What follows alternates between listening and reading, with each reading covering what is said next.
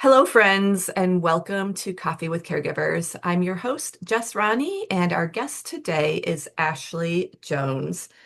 Ashley didn't expect to have a child with autism, but she is embracing this phase of life as an advocate for those with special needs.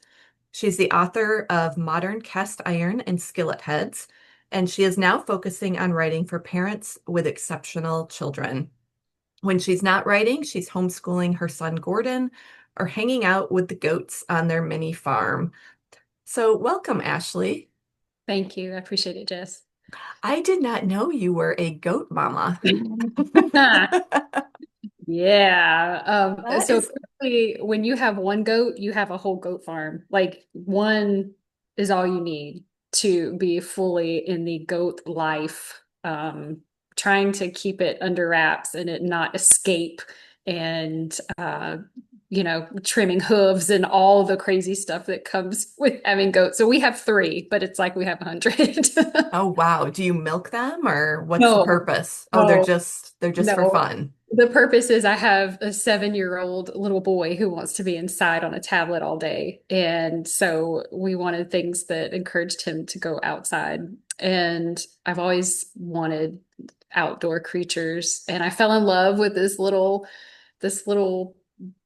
he was a black, blind, newborn goat and he was beautiful. And I named him Ray Charles. And unfortunately, he passed away. But we had to get another goat for him to have a friend, and then we had to get two more goats for them to have. So farm math is a real Right. thing. So we have three. We have three. Okay. Yeah, We kind of had that with chickens. Did we have your chickens too. Yeah, Oh, okay. Did your yeah. goat journey begin before you had a child? No. So Okay. we actually had a couple chickens when we were in the city. We were in Tallahassee and neighbors had chickens. We had always wanted chickens. So we got her two rescue chickens, loved them. It was wonderful. And then we got two more after that. And then we had Gordon and that was enough. That was too much and we didn't really have time for much else. So when they passed away, we left it at that. We moved to the country. Let's see, mid 2024 to build a house next to my family. My mom has Alzheimer's, so we wanted to be close for them. And the first thing I did was fall in love with a baby goat before we even had a fence. And so we bottle fed two baby goats, which I highly recommend, but you're up all night long. Mm. And then we got some chickens, and then I promised not to get any more animals. And then we got a rabbit for Gordon, and then we got a goat and a disabled cat. So we Okay. we have a mini farm for real, and it's crazy, but there's been a lot of good things to come of it for sure. Yeah, I grew up with sheep, and one year, all of our ewes had twins, and we ended up in the newspaper in our local newspaper because my mom had two sets of twins, and all of our ewes had twins. But when ewes have twins, I guess they often reject one of the babies. So we had a big family. I was the oldest of 12, and we would take shifts at night feeding the baby lambs their bottles. And I look back like now as a 48-year old woman, like I do not want my sleep interrupted for anything. But as like a 12-year-old child, it was the highlight of my life to be able to get up in the middle of the night and go feed this little baby lamb its bottle. So Yes. yeah, I can relate, but I mean it's almost like more work than having a baby It is. because It is. And they don't grow up. Like they grow up, but they don't like become adult humans who can talk and share emotions and feelings. I mean, you're constantly at that level right. with an animal, and they constantly want inside, and they don't understand that they can't be because they're going to make a mess on the floor. So yeah, I totally get that. And by the way, sheep are my favorite, but down here in Florida, we don't get the nice big woolly sheep, so Mm. it's not quite the same. Well, as much as we could talk about animals all I day know we long, really could. um, We just did one day. this is Coffee with Caregivers, and you've already mentioned your son a couple of times. Just give us sort of a quick overview of your journey as a mom to a child with autism. Specifically, when did you find out he had autism, and what has that been like through the 7 years? He's 7 years old. Is that correct? Right. Through the Yeah. 7 years that you've been on this journey with him. So, when you have a kid with, atypical neurology, you look back a lot. And so we've looked back a lot over the past 7 years. When did this start? What did we do wrong? All those types of questions that all the parents ask. I can now say that there were red flags the day he was born that we did not realize were red flags for autism. So things like he tongue thrusted, so he wasn't able to nurse. He would just kind of stick his tongue out, and we got around that, but he did have to use a bottle. And then we had digestive issues that were pretty severe, and we had to go to a gastroenterologist in Gainesville. Thankfully, we didn't have to have surgery or anything like that, but we did need to add a supplement for him. He was severely allergic to cow's milk that they gave him in hospital when he was born, and we had full body rash and just horrible. It was just like we got him home, and then it was like he broke. And I remember thinking that, like, I had this perfect baby without blemish.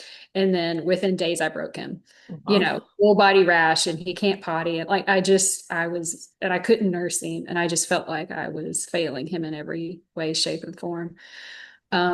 We got through that. And this was COVID hit when he was like 1.5, and we were doing things like music therapy with, they call it therapy, but just music group. And I noticed that he was not participating the way the other kids were.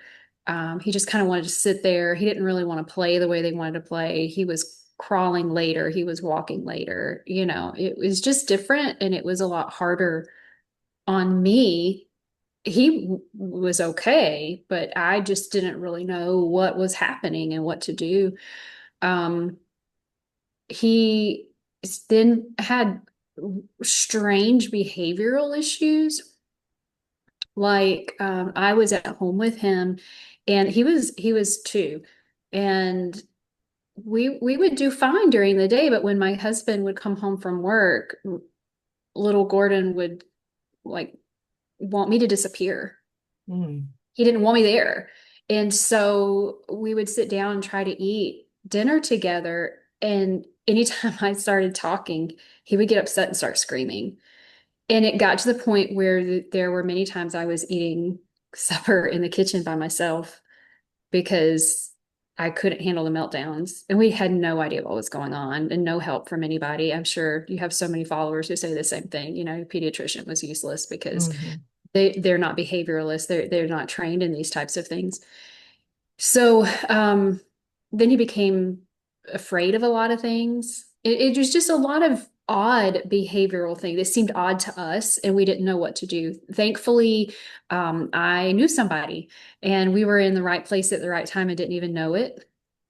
I had been seeing someone who was a chiropractor and also a functional nutritionist, and he had a son with profound autism who is just a few years older than Gordon. And he researched this from top to bottom and was scouring for resources and help for his son. It wouldn't take no for an answer. And his name is Dr. Matthew Zademan. He's with the North Florida Spine and Wellness in Tallahassee. And he studied the Melillo method, and I hope I'm pronouncing that correctly. Melillo, he's the guy who wrote Disconnected Kids and started the Brain Balance program. And so Dr. Zademan learned the Melillo method. And at 2 years old, we took him in for his first session with him, and he was the youngest kid that Dr. Zademan was treating at the time. So he couldn't do all the things, but he could do things like the cool red light laser, and like we started metronome therapy, things like that. And it was so bad in the beginning that Gordon didn't even want to sit there with Dr. Zademan. I remember him sitting on this mat on the floor, and he was just like, don't get near me. And within a few sessions, he was clapping and he was enjoying it, and things changed very quickly from there. And we that provided like a foundational therapy for us. The idea being that there's a disconnect in the brain, and trying to build pathways between the right side and the left Mhm. side, and build those parts that for some reason had stopped growing. And of course, we had communication issues as well. I thought that he was kind of doing okay with communicating. I was slower, definitely slower than other kids. And but we celebrated every word. I talk constantly with him. I'm a writer. I talk constantly with him. We read 8 books every night. Mm. And I remember distinctly um he was saying the word more. So we were like, more, more, more, and he said more. And then one day he didn't say it. And I was like, more, more. And he looked at me and it just nothing was coming. And then after a couple days of that, he tried to say it, and what came out was no, or no, or some other sound. And I could tell he was trying and it wasn't coming out. Later, he was diagnosed with childhood apraxia of speech. And so we started speech therapy and realized that he was not as far along as we thought he was. And he was actually very far away from speaking. So he could replicate certain words, mama, dad, dad, that, but that was really about it. And so we had been in denial, fooling ourselves that, oh, we're almost there. We're almost Mhm. there. We're just around the corner. Look, he learned a word. Look, Hmm. We're almost typical. We we're almost got him there. almost typical. Yeah. Yeah. Yeah. And looking back, I realized how very far away from typical we were. And so, speech therapy, occupational therapy, brief stint in physical therapy, horses, music therapy, alternative therapy with the Hmm. Malillo method. And now he's 7. And I mean, so to answer your question, you asked me when he was diagnosed. We, again, in denial, kept thinking it's a phase, it's a phase, it's a hurdle. Every therapist, we were in early intervention, speech, occupation, even Dr. Zademan at first was like, yeah, I'm not seeing it. Like, I think it's a hurdle. I think this will be it. I think, Hmm. I think everything will be okay. But, they don't see your kid at home. They don't see your kid at his worst. They don't see the daily struggles. Even if they're in your house for 30 minutes of therapy, they don't see all the ins and outs. And when we had him evaluated, he came back as actually pretty high on the spectrum for autism. High meaning he was more profoundly autistic than we thought he was. Hmm. And we only got the the designation, the consultation, because our insurance required it. So we were just going to pursue speech and OT until things got better. Hmm. And that was not going to be covered by insurance. So we had to go through with testing. And we were in that weird situation where you're kind of hoping that it comes back as autism, because if it's not, then there's no coverage. Right. Yeah, as Well, you talk, it is. What do you hope? right. Yeah, I mean that's the story. I mean, you have to have the diagnosis, you have to have the label in order to get the services.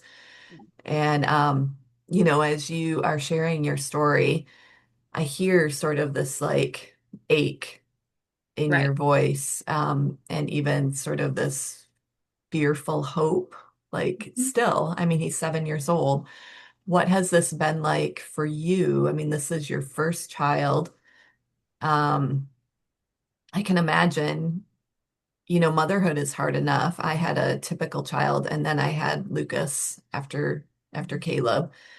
Um, and we knew from the beginning, like Lucas wasn't supposed to live, so I was just thrilled to go home with a live baby, willing to take whatever came along with that. But I still sort of navigated in denial, just like you. Like if I go to the health food store enough and we get the right supplements and I put them in his bottle and he also had the thrusting where he couldn't nurse. I thought he was nursing and I almost Yep. starved him to death because I thought he was sucking and he was severely dehydrated by the time we figured it out. And then, I was just done nursing. It was going to be bottles all the way because he had to have nutrition. Yep. Um, so talk about like what you were feeling those first couple of years, and then like bring us to where you are today, 7 years later. Um, it's a big question. You know, you and I have talked about this. It's something that I found that has really helped me frame my thoughts and my feelings on this is the book Not What I Expected. It's a book from a psychologist who treated patients with special needs, and she interacted with their families and realized that the families were dealing with the grief cycle. And when I read that, I was like, yes, that is absolutely it. We grieve. We grieve what we thought we were going to have. We grieve the life we had hoped for them. And at the same time, we have this weird balance of fear and hope for what tomorrow's going to bring, that next therapy session, that different therapist, that, different environment. And I've realized that you can hold two different things true at the same time. You can absolutely love your kid as they are without reservation, wholly and completely. And you can wish that things were different, that life was easier for them, that they would participate and have what they don't currently have.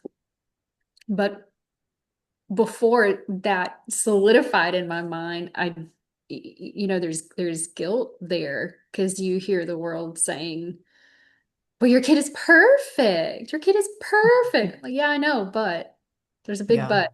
There's a big but. Um, in the beginning with Gordon, there was just, like I said, that since things were off. I had never had a kid, but I've been around kids. You know, my brother and sister are much younger than I am. I'm not totally ignorant at all, but things were not the way they were supposed to be. And I didn't know how to fix that, or how to label that. So there was guilt and confusion. There was a lot of denial. Um, I would send pictures of Gordon to family, and my mom would, very, very nicely and sensitively would say, "Honey, he's not smiling. Why is he never smiling?" And I'm like, "Yeah, but he smiles all the time. We have a great time. I just didn't get it on film. I Hmm. just didn't get in capture it. But oh, we had a blast."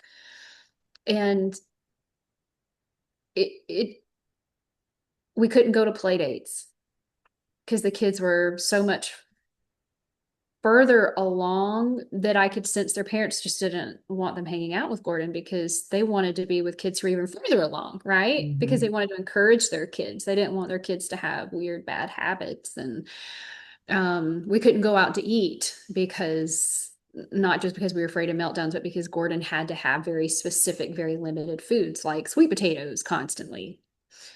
Now it's pizza and grilled cheese, and that's it.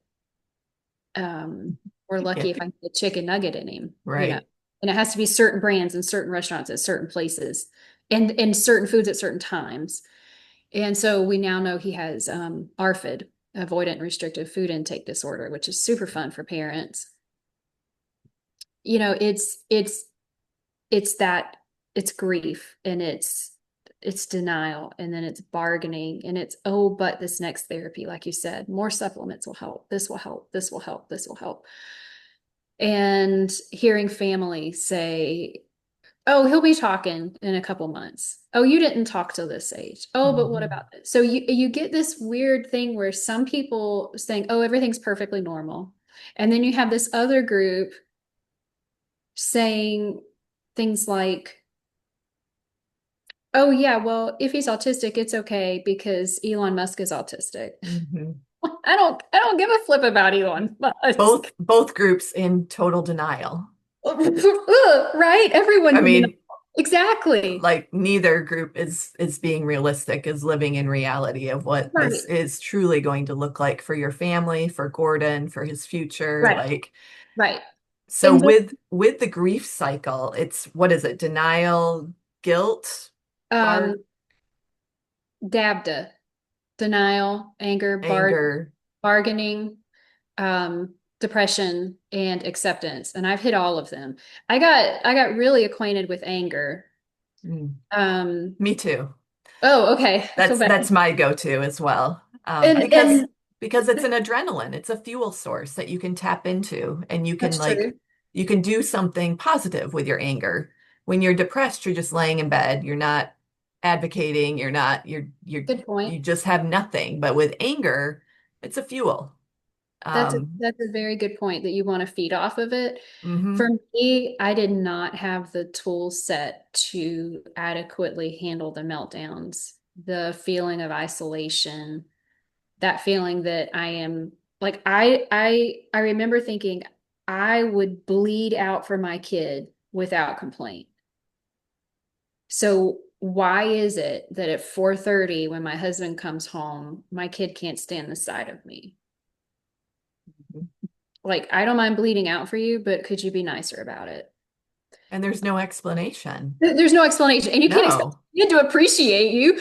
And so it was just this this horrible feeling of doing absolutely everything I possibly could to make my kid happy and secure, and knowing that he was worth it beyond a shadow of a doubt, and yet also just hating the world and the life that we had suddenly been thrust in.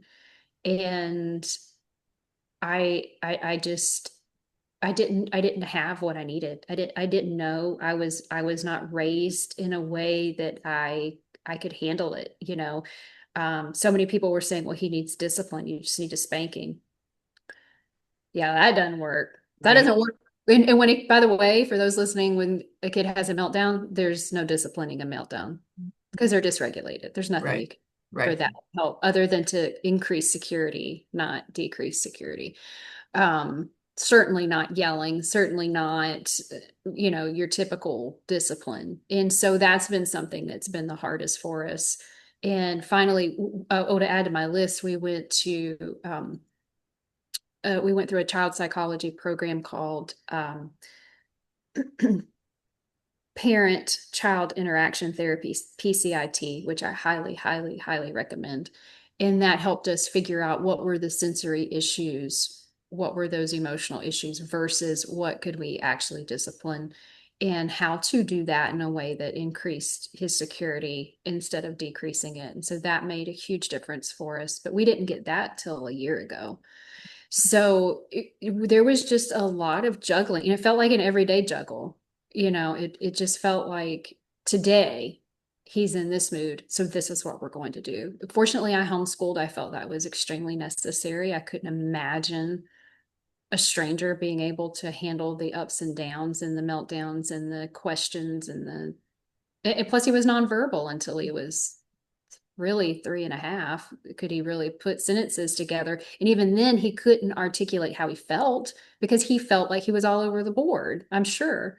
Right. So I just knew that if something happened, if a kid hurt him, if he just felt left out, he could not articulate what was going on. And even this week, something happened where that happened, and it wasn't like the meltdown of a 3-year-old. It was a meltdown of a 7-year-old, which is I'm going to put my head in my hands and I'm going to sit here and cry and be upset and I can't talk about it, and please don't touch me, and you can't get to me because I'm dealing with what's going on, whereas all the other kids were playing and having a good time. So you know, at first glance it looks like everything's normal and fine, and he's doing excellent, and he is, and I'm super proud of him. But there's still those moments where we're like, oh, okay, yep, that's fine. We'll step back and we'll give space for this and make sure he's comfortable and secure, and we'll remove the pressure from him Hmm. and let him deal with this, and we'll come back. Today, maybe not today, but in these past few weeks, where would you say you land on that grief spectrum? I think this week I've been on acceptance more Okay. for Okay. sure. But it is cyclical. Hmm. It's definitely cyclical. We moved, like I said, to be near family, and so um, you know, I you get to the point where you identify as your child's parent, like that is your number one identity. Yes, I'm a Christian first, but I am Gordon's mom. I am a special needs kid's mom.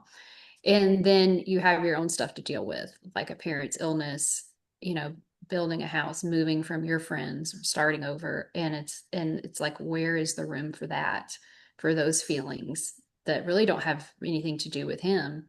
And it's like those feelings get subverted a lot of times to Oh yeah, I mean, I can speak to that. When we moved Luke into Hope Farm 2 years ago, all that stuff that had never had space to even yeah. bubble up a tiny little bit, bubbled up. I mean, I'm still dealing with it 2 years later, like childhood stuff, relationship stuff, Uh, friendship stuff, marriage stuff, older kid stuff. It just, when you are just living in that survival, which is kind of what you're living in, just making sure everything is going as well as it can possibly go for Gordon or for Lucas, there's no space to even look at that stuff or examine that stuff. And there will come a day when there will be some space and it'll be shocking, like what you'll have to face. And I would even encourage young moms like you know, try to make some space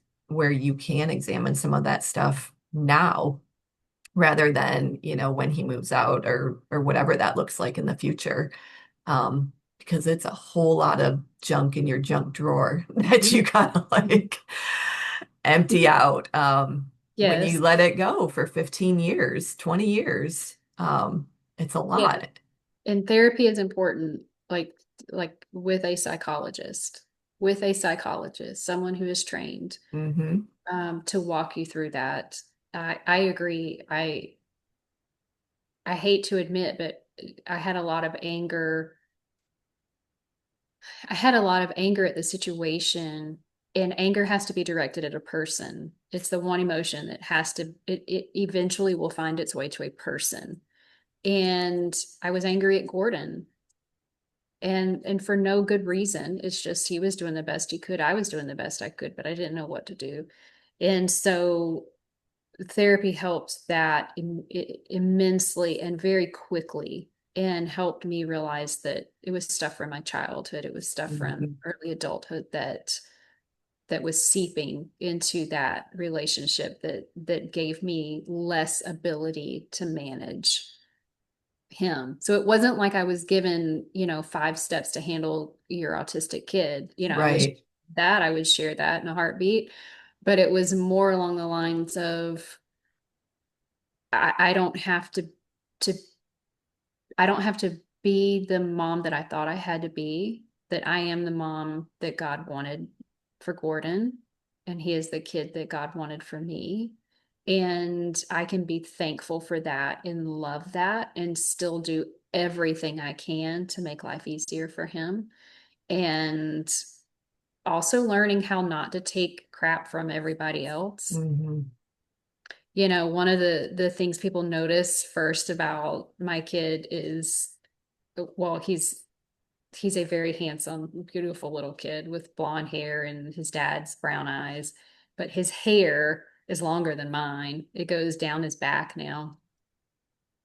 And that's because he has sensory issues and he can't handle me cutting it. And I've tried. I chased him through the house with scissors one time before I realized how stupid. things were getting. Hmm. He just will just scream, meltdown, horrible meltdown that he cannot recover from for a very long time. And finally, he turned to me when he was verbal enough to say, Mom, I want long hair.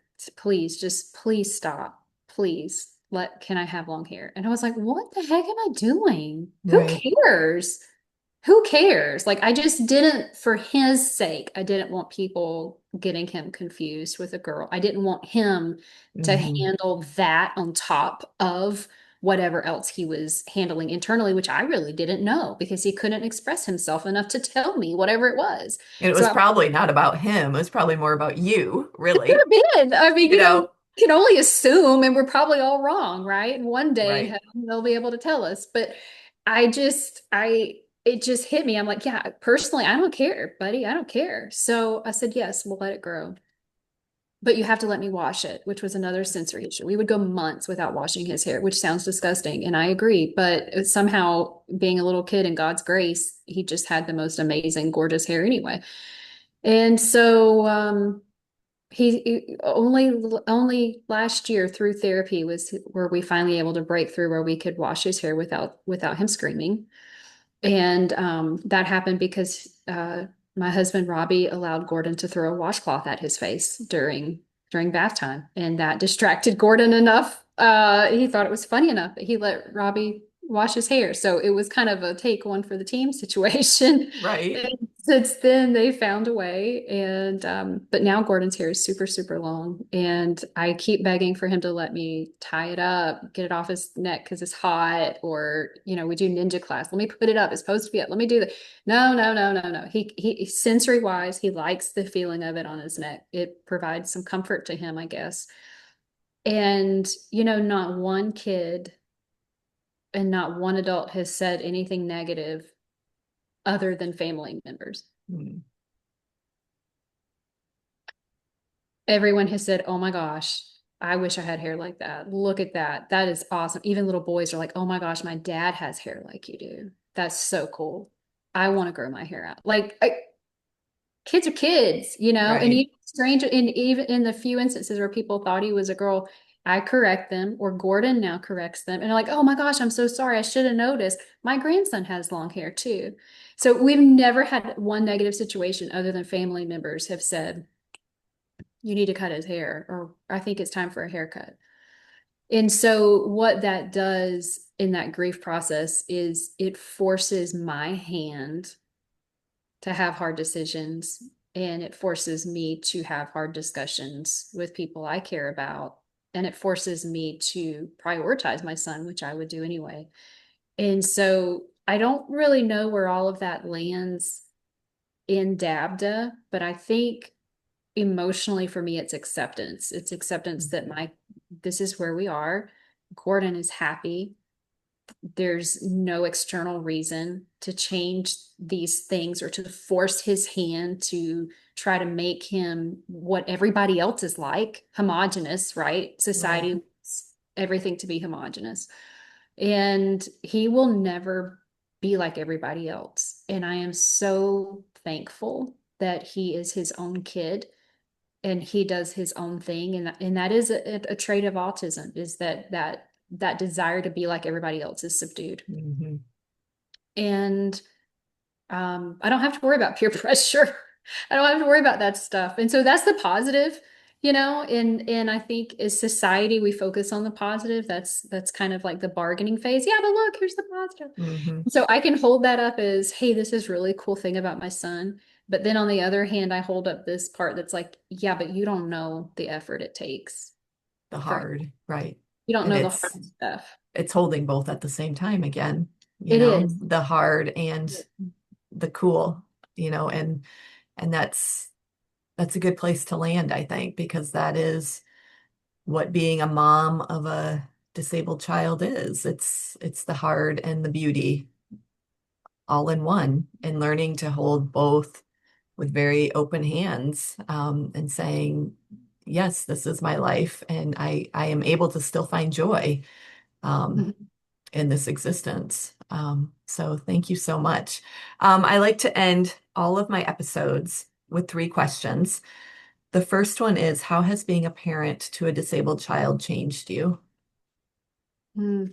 I am infinitely more patient and more aware of the world and of other people with special needs. You know, if I'm in society, you know, out and about in a store or whatever, and someone does something really weird, something that would, you know, they say a weird comment.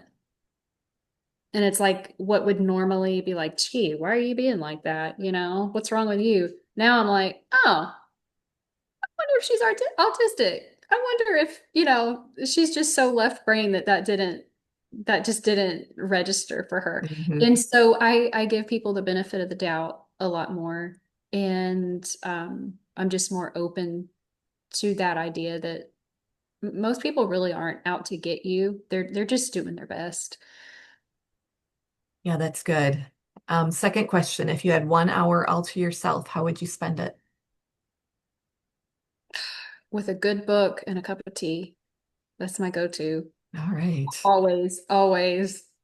And last but not least, how many cups of coffee are you drinking these days? Oh, see, I'm a tea girl. Sorry. Okay. Sorry. Okay. Does that get me cut off your channel? No, the past couple of people I've interviewed are like, I don't drink coffee, I drink tea. I'm a tea girl. So, So, my husband is also, he is infinitely patient with me, God bless him. And every morning he brings me a cup of very strong English or Irish breakfast tea, and I cannot form a cogent thought before that happens. So, yeah, spouses are important. spouses are important. Mine typically brings me a very strong cup of black coffee because I have the same problem. There will be no thoughts Uh-oh. formed. And in fact, I tell my children, like, do not speak to me until this caffeine hits my I veins. may not Like remember. Yeah. I am not there. Well, thank you so much, Ashley. Where can people find you if they want to learn about your cookbooks and all the things that you have going on? So my website is ashleyljones.com. But for updated, you know, day-to-day stuff, I'm active on Instagram, Ashley L. Jones author, and also on Facebook for the same. Okay, great. Well, thanks so much for joining me today. Thank you, Jess. I appreciate it.